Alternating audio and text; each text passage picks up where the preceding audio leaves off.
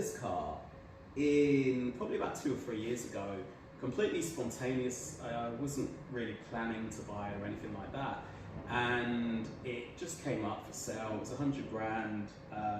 It was probably 15, 20K under what they were going for at the time.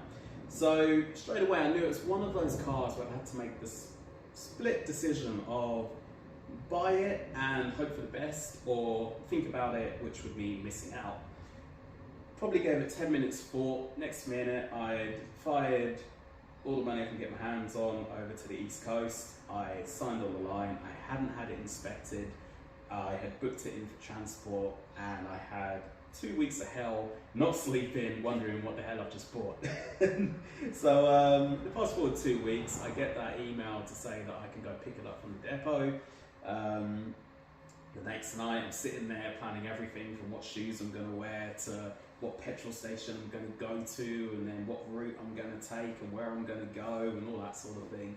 And it was funny because it was supposed to be a quick flip, make some money, sell it on, but at the same time, the R35 came out in 2009 when I was still working through an apprenticeship. I couldn't have dreamt of affording one at the time. So when it came up, it was just one of those instant trigger memories where you're like, I actually forgot that I really want to do this. So within 10 minutes of driving it, it was absolute love, and I decided I just couldn't part with it straight away. I just couldn't sell it. I'd driven a couple around the track, back to back with Aventadors and R8s and things like that, but I didn't have enough time to get my hands on and really get to know it. And I think after 2 years, 3 years, I can finally say that it's not until you do that these cars really get under your skin and you really start to appreciate and love everything about them. And for me, I'm part of what I would call the Gran Turismo generation. What I mean by that is most people my age or around, let's call it mid-30s, and you probably grew up in the era when the game Gran Turismo came out. And I think for a lot of us, that was the first time that we really got exposed to what it was like to be able to live as a petrol head. I mean, when it came out, I was about 12, I couldn't drive. Many people in my area probably were driving, but that's a different story. And it was the first sort of, I always loved cars as a kid from when I was about 2 years old, but it was the first time that I could start to imagine what it would be like to be able to own a car that you really loved and be able to modify it, work on it. And the first thing you'd do, you'd have to buy a cheap car. You could buy a used one, which would be maybe slightly better, but obviously a bit beat up.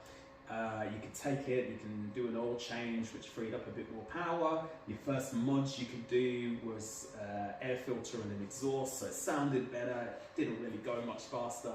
And straight away you can probably see, right, that it mimics what it's like to be a 16, 17-year-old going for your first car.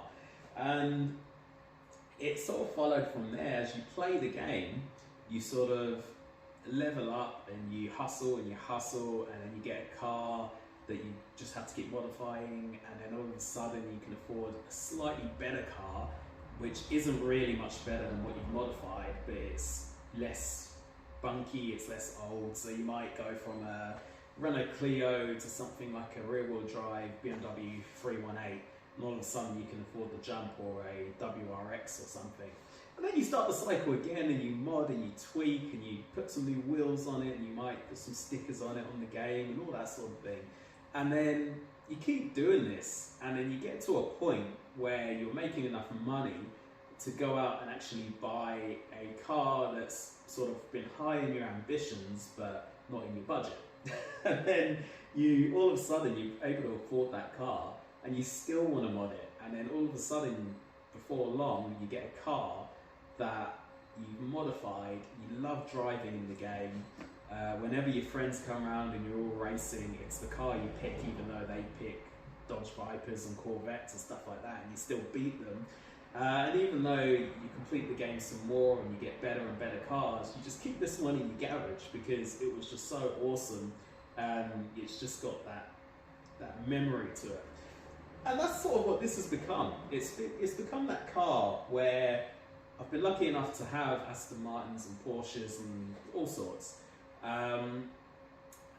But at the same time, none of them does exactly what this can do. And there's just something about it as a sort of real car that ticks off all of those little boyhood fantasies about car life that you have, that just has just meant that I've just found it impossible to sell this car.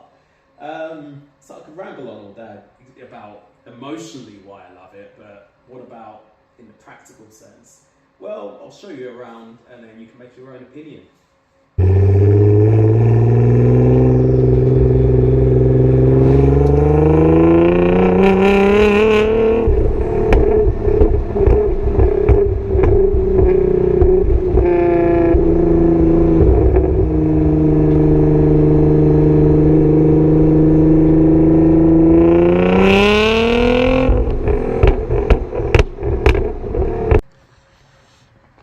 The aesthetics of the GTR are very opinion splitting. I think they're a bit Marmite. People tend to love them or hate them. Me personally, I love the muscular stance. I love the muscular, purposeful lines, even down to the bonnet vents to keep the engine bay nice and cool, the brake vents to keep the brakes, well, ventilated. Even the fact that the headlights supposedly don't move because it could change direction so quickly on the track that they couldn't keep up. I love that everything's purposeful, even down to the factory aero, the wing mirrors carved out in a wind tunnel to be as efficient as possible. The factory aero, the huge exhaust, it just ticks all those boxes for me. It's got this massive road presence without being typically exotic. And for me, there's something I really like about that. It's something that really, really does tick my boxes. And of course, you've got the traditional throw to the skyline with the headlight design at the back and down to the hidden door handles. I do find that the passenger side has started to jam, so I've got to investigate as to why that is. This car's only got 60,000 on the clock now, so it hasn't had a lot of wear, but a few things like that with the trim have started to go, so I'll run through those. The GTR is one of those cars that never fails to put a smile on my face, no matter what I'm doing. I've gone on 2,000 kilometer road trips, and then the very next day I've taken it to a racetrack with supercars, and I've not only kept up, in many instances I've outperformed them. Now, for a car that weighs 1,800 kilos, that's astonishing. And don't forget, it will still hit the 0 to 100 sprint in standard form in under 3 seconds. This, of course, isn't a standard GTR. It's running the Litchfield 4.25 pack as a base, and then the previous owner's gone the next step to add flex fuel sensors, bigger radiators, even bigger intakes, the list goes on. The end result is a car that is running around 700 horsepower, which means the 0 to 100 time is now pushing around the 2.5 seconds sort of mark. But it's not all about straight line. It will put that down wherever, and there's nothing that just makes you laugh out loud more than sending the GTR sideways and then battling with it to decide what it wants to do versus what you want it to do, and then coming up with a compromise and just feeling it work out. It's not perfect. On the initial turn, there's a bit of vagueness, a bit of a lack of feedback. Now, that's a typical characteristic of a all-wheel drive car, let alone one that weighs 1,800 kilos. I've tried to combat that with my choice of tyre, Pilot 4S's, and I've also upgraded the front end bushes with a polybrush kit, which has really tightened it up and added quite a startling amount of feedback back into the wheel, which is brilliant. The next stage will be some race suspension, and I'm deliberating it, not because I'm scared of having a really bumpy car. That's part of the sense of occasion, and it's what I actually enjoy out of a car. But I do think it will be a shame to lose the well-engineered factory electronics, so that's something I'm grappling with. But as it stands as a point-to-point road car, I simply can't imagine a time when I had a car that was such a blend of supercar pace and everyday drivability. I absolutely love it. I also understand why some people say they can't get excited about driving a GTR. And if you've only driven one on the road, I'd say you're missing out big time, because for me, the true excitement only really came from driving this on a wide range of roads and then taking it on the track and really exploring the limits, where it started to slide sideways into corners and then you hit that traction point and then it just bites and lets you change direction on a hairpin, and then you just get this impossible turning angle, and then you're just in this savage ballet of bounding between apexes and then brutal acceleration between them down straights. It just becomes otherworldly.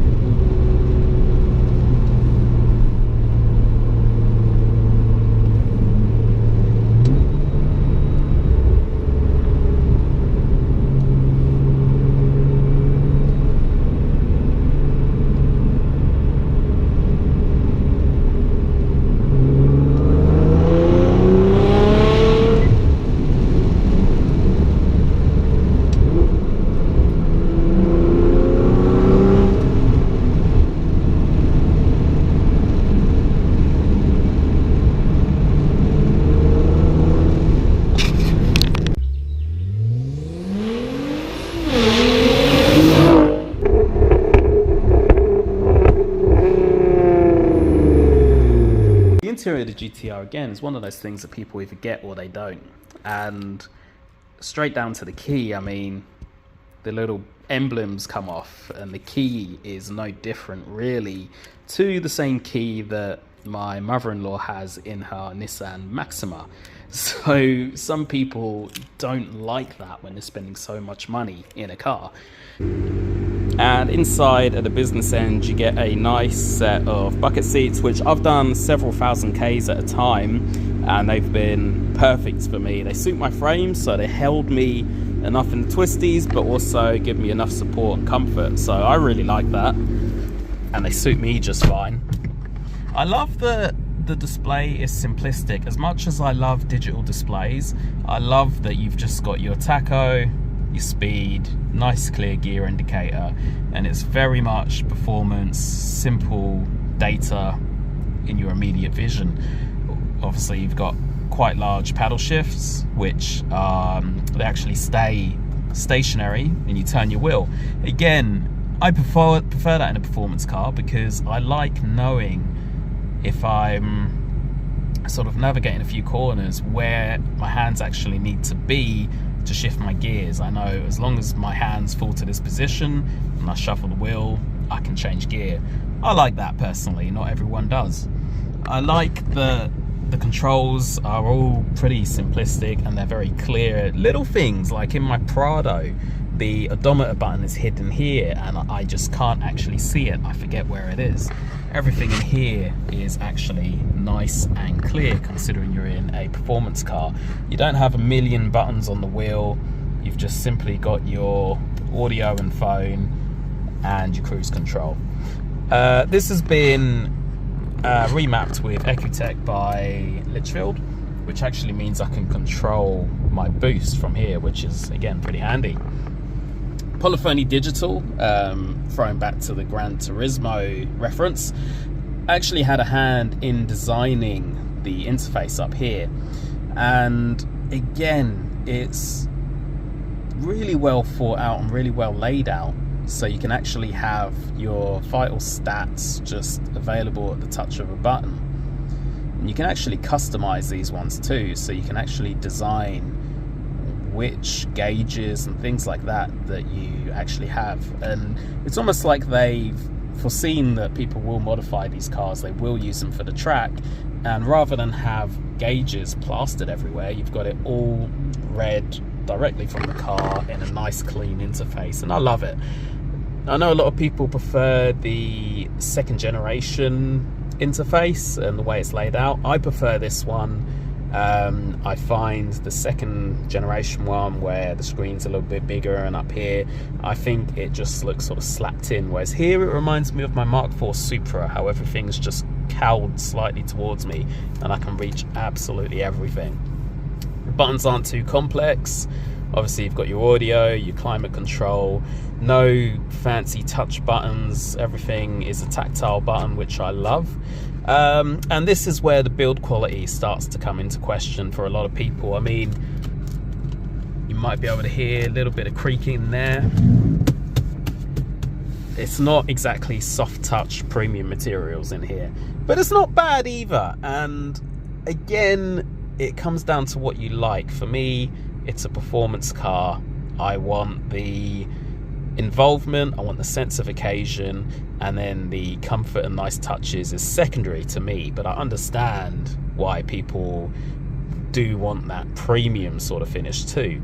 And again, it's not bad. You've got this leather-esque feel material that goes over the top. You've got your hard touch plastics on the dash. Everything is nice enough, and they've put a little bit of thought into it. It's not exactly premium, but it's not bottom shelf either. Compare it to my Porsche Boxster, where everything is top shelf. Everything feels solid, feels nice. Everything in here feels solid, but it also feels quite plasticky.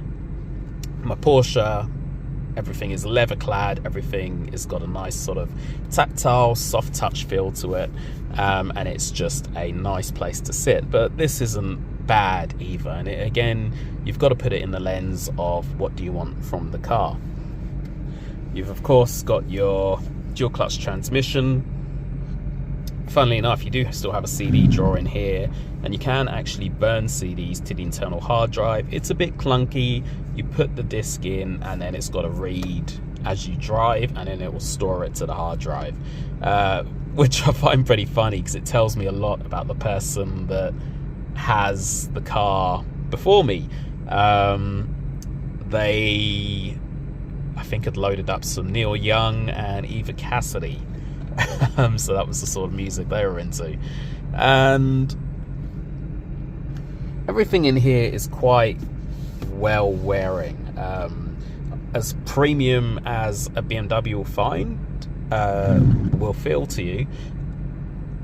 I have always found BMWs to be perhaps the most notorious at wearing too quickly, whereas everything in here is still fairly well held up. Minimal scratches, coffee stains from where I've spilled a coffee, but other than that, it's not bad. Some people will not like the fact that this car knocks and bangs and makes all sorts of unholy sounds. So I'm not sure if you'll be able to hear this, but let me throw it into reverse. And you can hear a clunk. And that beep is bringing me on to the most annoying thing that I find about this car, the reversing beep. There's no need for a reversing beep. I will admit it has probably saved me stomping on the accelerator in the wrong gear once or twice, but it is very annoying. You can't hear it outside, it is purely a little speaker in here. Apparently you can code it out. It hasn't annoyed me enough to start playing with the electrics yet. But when you shift it into gear, you'll hear the drivetrain clunk and shunt. The bell housing will rattle. I don't know how much of that you're really picking up through the speakers at the moment. But especially if you maneuver at slow speeds, you'll hear the rear diff crunch, and it's got this real race car vibe about it. Everything clatters, everything clunks. You just get this real visceral sort of sound from it, and a lot of people don't like that. A lot of people even go as far as saying the car feels broken. For me, it really adds to the sense of occasion and what I've actually grown to really love about this car. As much as people call it a digital car, there aren't as many cars that have still got that sense of character to them. Something like the F80 that you can see popping in the corner over there, brilliant car. It doesn't have that mechanical sound to it. It sounds a bit artificial. Everything is very refined, being BMW. You can drive it fast, but it never feels alive, and that's what I find this thing just does in spades. Like, I giggle every time I take this thing out for a run. You get two Bose subwoofers in the back, which again, Bose units, it's perhaps not as premium as the units that were in my Porsche. The B&O setup in the new Fords and things like that, it outperforms those, I suppose. But something premium like you get the Harman Kardon sounds in the Beamers and things like that will sound a lot more crisp. But again, it depends. For me, it's loud and punchy, and it just about drowns out the engine noise, which to me is the main event. Every now and then, if I've got a long drive, it's nice to put some tunes on, so it does a good enough job. But again, you don't quite have the same premium equipment that you'll be used to in some other vehicles in here. Other than that, the seats are quite hard wearing, like I say. I mean, there's no bolster wear after 60,000 kilometers. I've taken out the rear seats because I am in the process of putting a flex fuel filter in so I can run E85 more efficiently. And other than that, in here there's lots of headroom. I'm not the tallest person in the world. More than comfortable for me. Back seats are practically useless. I don't know why they bother. So if you need people in the back, it's definitely not the car for you.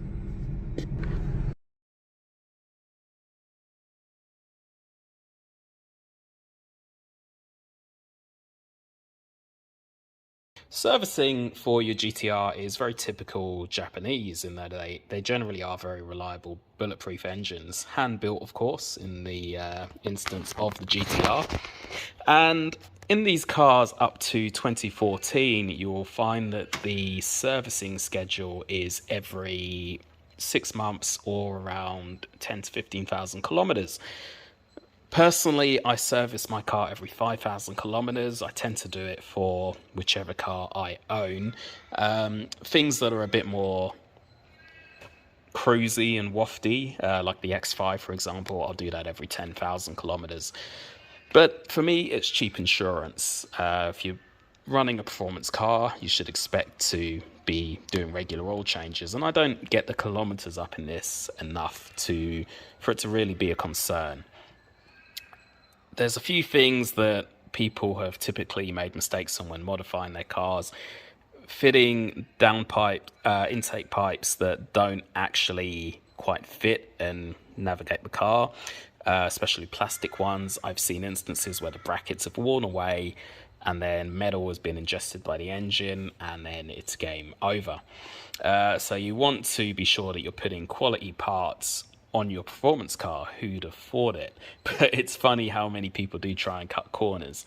Your spark plug service isn't the hardest in the world. Of course, being a front-engined car, it is very accessible, but as you can see, it's got this carbon composite shell, so at the extremities it can be a little bit awkward to do certain things. Once you take the inlet manifold off, your spark plugs are nice and accessible.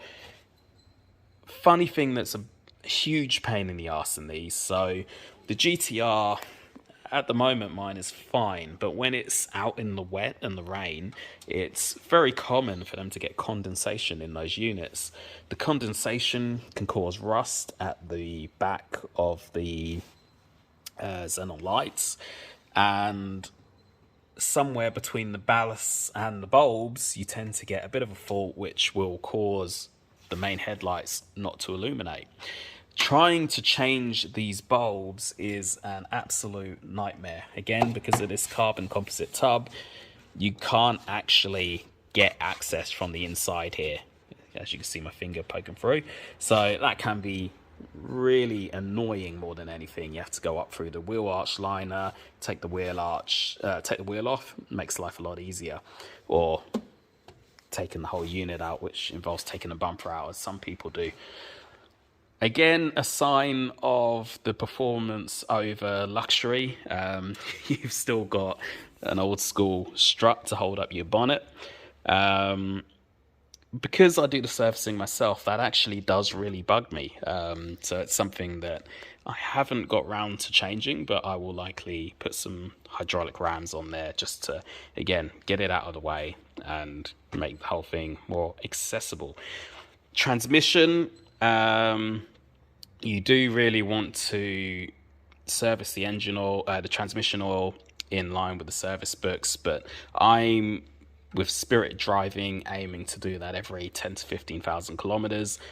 I've maybe done 20,000 kilometers in the time I've owned it, so I've changed it once. Tell a lie, I've changed the front and rear diff once, and I've changed the transmission twice. There's a lot of nuance with, and you'll find plenty of videos out there with changing the servos in the gearbox and things like that to keep them clean. I think the main thing is changing that gearbox fluid just to keep things clean. Speaks volumes in terms of prolonging the life of your gearbox.